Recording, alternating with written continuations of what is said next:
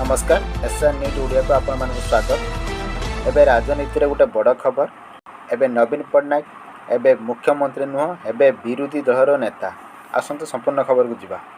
भुवनेश्वर 2024 निर्वाचन सारा ओडिशा को नुआ नुआ ढंगरे देखा मिलुछि। आज ओडिशा विधानसभा पाई विरोधी दलर नेता भावरे निर्वाचित होइछंती पूर्वतन मुख्यमंत्री नवीन पट्टनायक। नवीन निवास रे आज होइथिबा विधायक दल बैठक रे नवीन पट्टनायक को विरोधी दलर नेता भावरे चयन करा जाइछि।